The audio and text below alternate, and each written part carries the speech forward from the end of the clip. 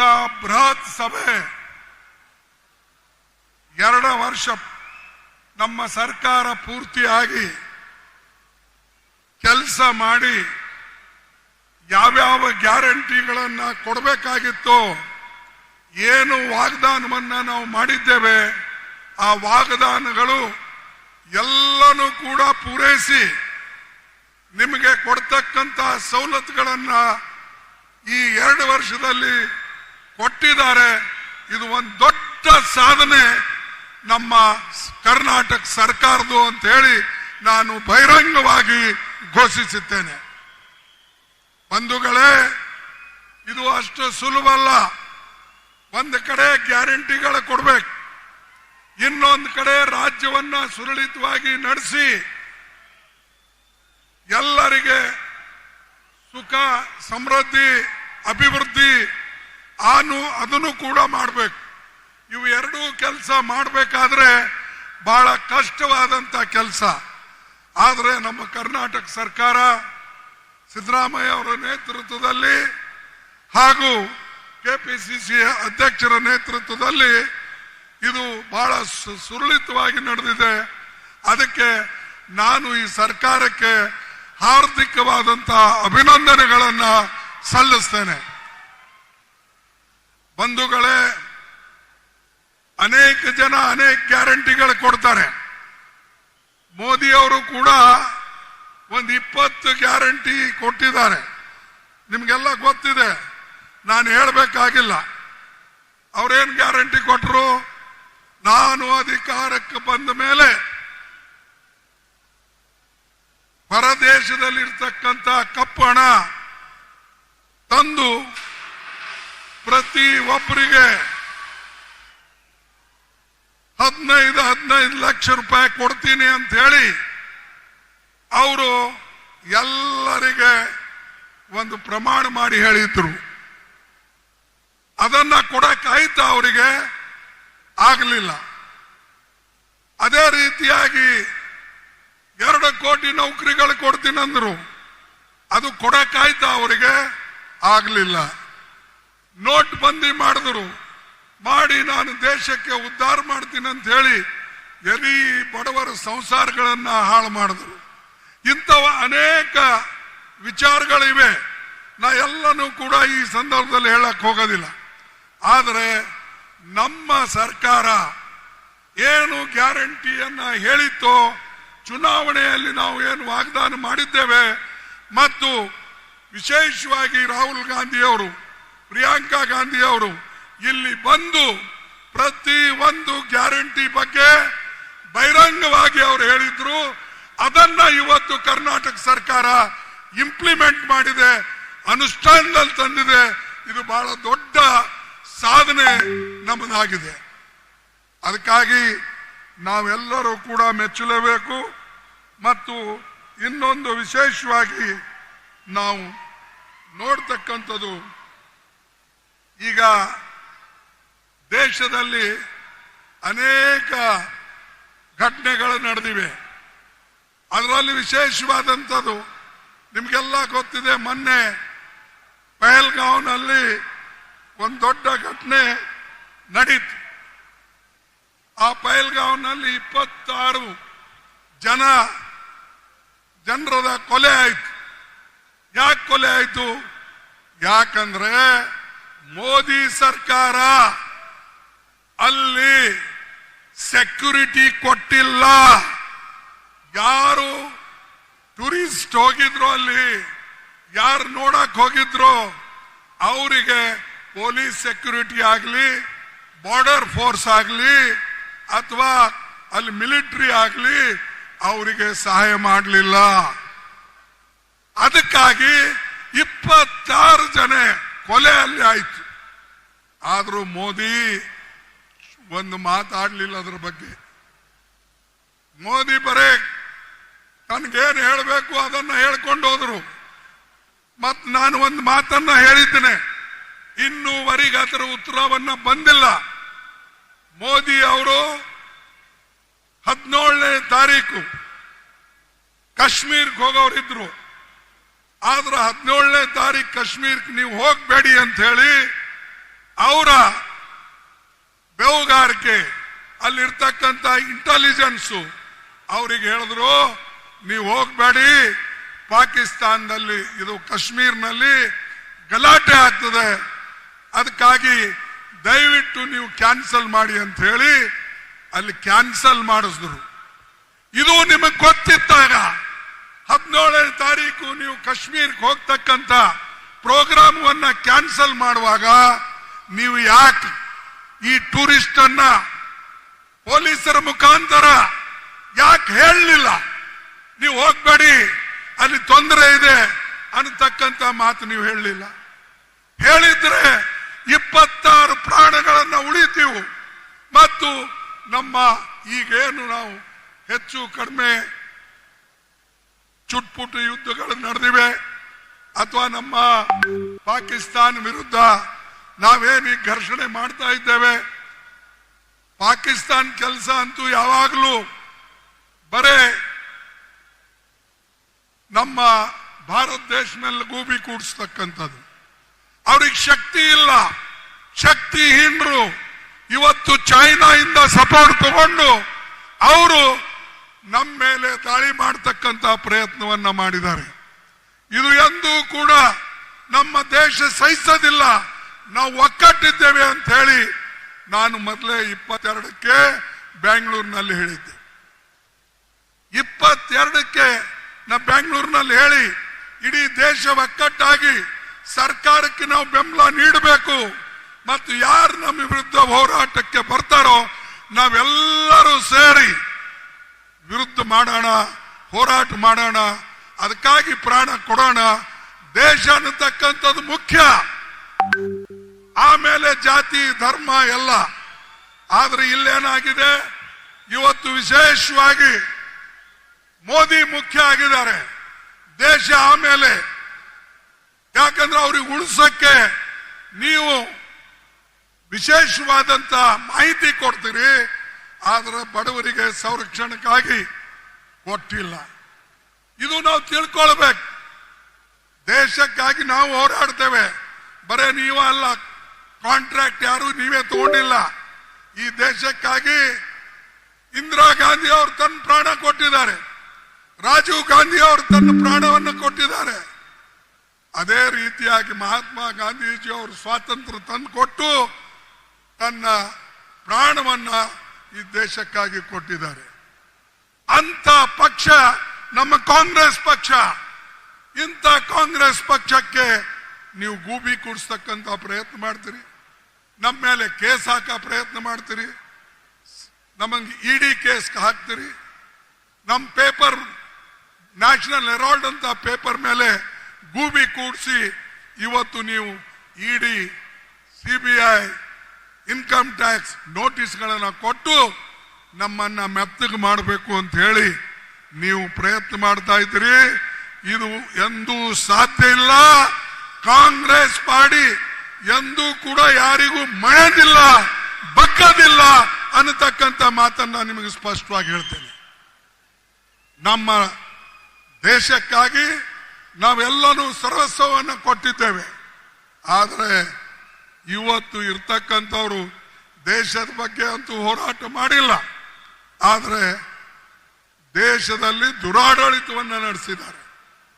ಅದನ್ನ ನೋಡಿ ಈಗ ಮೊನ್ನೆ ನಾವು ಒಂದು ಮೋದಿ ಅವರು ಹೇಳಿದ್ರು ಸರ್ಕಾರದಿಂದ, ಇಲ್ಲ ಹೊರದೇಶಕ್ಕೆ ಡೆಲಿಗೇಷನ್ ಕಳಿಸ್ಬೇಕು ಅಂತ ಹೇಳಿ. ನಾವು ನಮಗೆ ಅವ್ರು ಕೇಳಲಿಲ್ಲ, ಬರೇ ಅವರಾಗೆ ಹೇಳ್ಬಿಟ್ರು.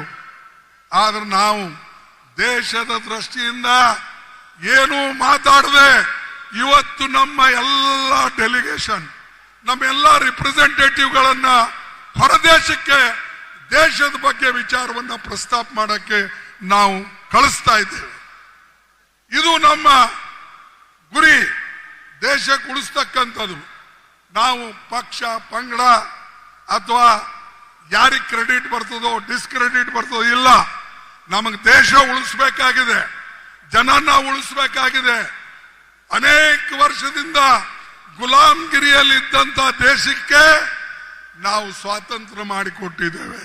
ಅದು ಉಳಿಸ್ತಕ್ಕಂಥದ್ದು ನಮ್ಮ ಕೆಲಸ. ಈ ದೇಶದ ಸಂವಿಧಾನ ನಾವು ತಯಾರು ಮಾಡಿದ್ದೇವೆ.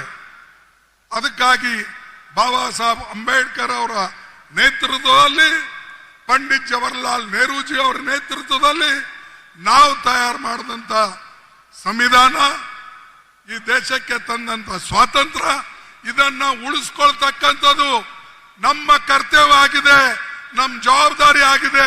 ಅದು ನಾವು ಮಾಡ್ತೇವೆ. ಆದ್ರೆ ಬಿಜೆಪಿದವ್ರು ನೀವೇನ್ ಮಾಡ್ತೀರಿ?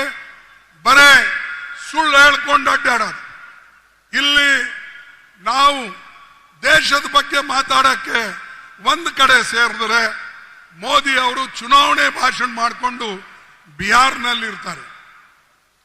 2 ಸಲ ಆಲ್ ಪಾರ್ಟಿ ಮೀಟಿಂಗ್ ಕರೆದರು, ಸರ್ವ ಪಕ್ಷದ ಸಭೆಯನ್ನ ಕರೆದರು.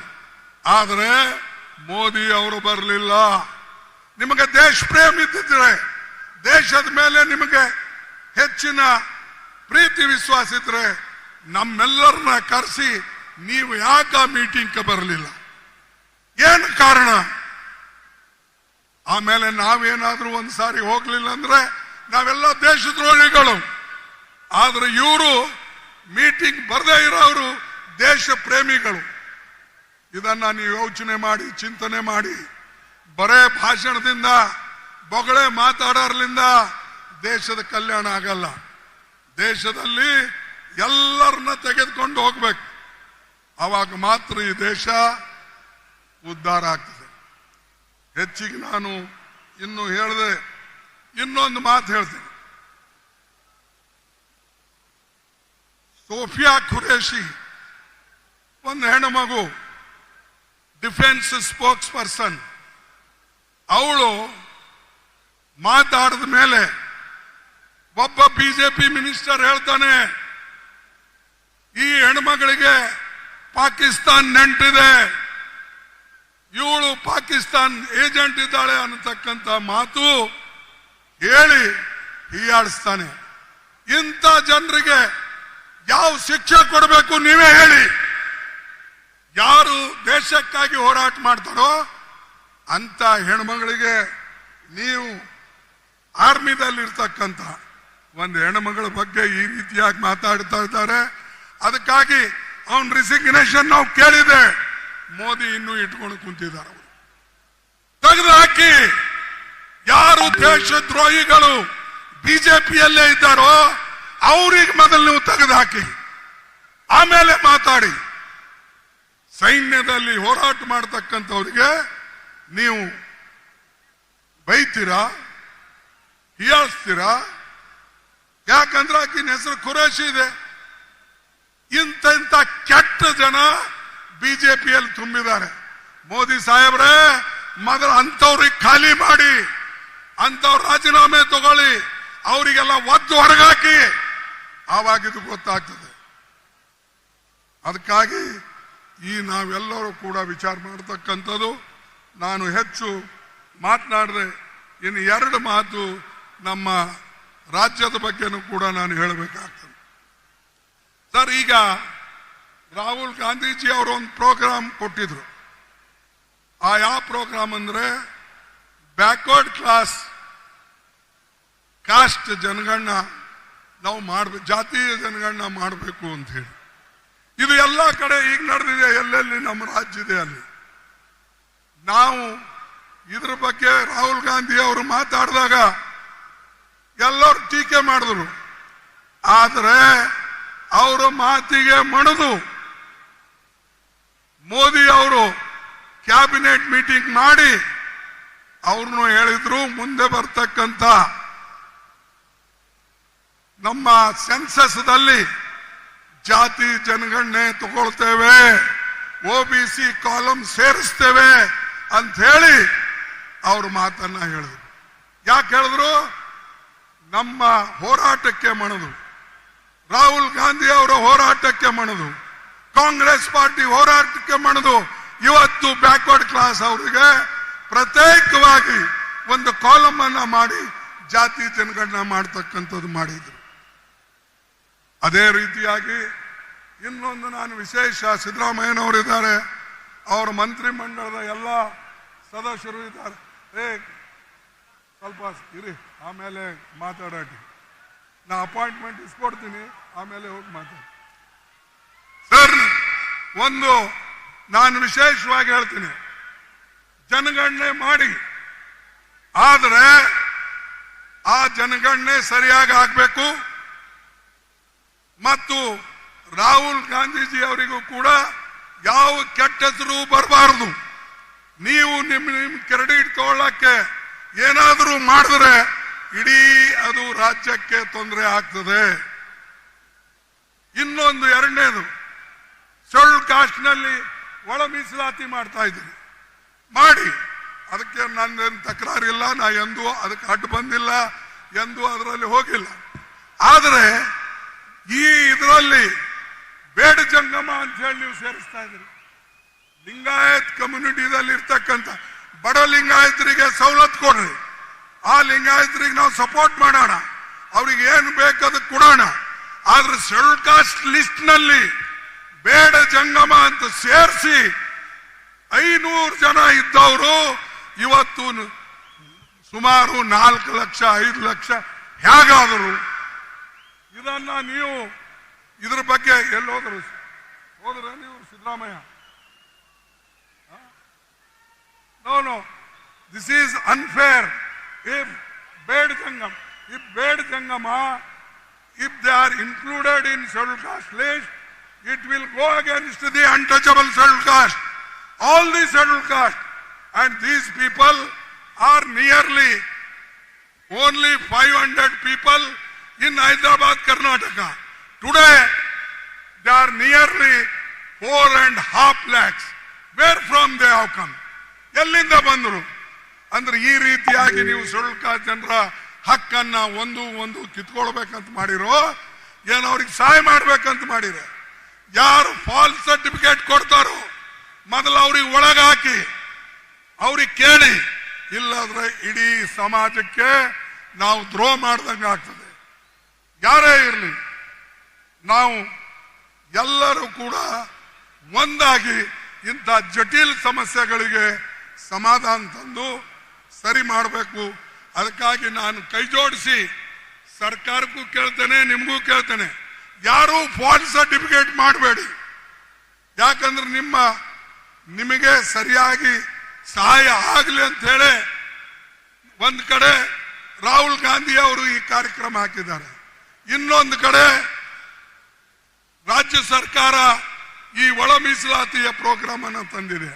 ಅಂತರದೊಳಗೆ ನಾವು ಬೇರೆಯವ್ರನ್ನ ಸೇರಿಸಿ ಇದನ್ನ ವಿಫಲಗೊಳಿಸ್ತಕ್ಕಂಥ ಪ್ರಯತ್ನ ಮಾಡಿದ್ರೆ ಖಂಡಿತವಾಗಿ ರಾಜ್ಯಕ್ಕೂ ಒಳ್ಳೇದಿಲ್ಲ, ದೇಶಕ್ಕೂ ಒಳ್ಳೇದಾಗಲ್ಲ. ಅದಕ್ಕಾಗಿ ಬಂಧುಗಳೇ, ನಾ ಇನ್ನು ಹೆಚ್ಚಿಗೆ ಹೇಳ್ತಾ ಇವತ್ತು ಹೆಚ್ಚಿಗೆ ಹೇಳಲಾರ್ದೆ ನನ್ನ ಮಾತನ್ನ ಇವತ್ತು ಮುಗಿಸ್ತೇನೆ. ಲೇಟೆಸ್ಟ್ ಹಾಗೂ ಇಂಟ್ರೆಸ್ಟಿಂಗ್ ಸುದ್ದಿಗಳಿಗಾಗಿ ಬಾಸ್ ಟಿವಿ ಕನ್ನಡ ಚಾನೆಲ್ನ ಸಬ್ಸ್ಕ್ರೈಬ್ ಮಾಡಿ, ಹಾಗೆಯೇ ಬೆಲ್ ಐಕಾನ್ ಪ್ರೆಸ್ ಮಾಡಿ. ಇದರ ಜೊತೆಗೆ ಫೇಸ್ಬುಕ್, ಇನ್ಸ್ಟಾಗ್ರಾಮ್, ಎಕ್ಸ್ ನಲ್ಲೂ ಮಿಸ್ ಮಾಡದೆ ಫಾಲೋ ಮಾಡಿ.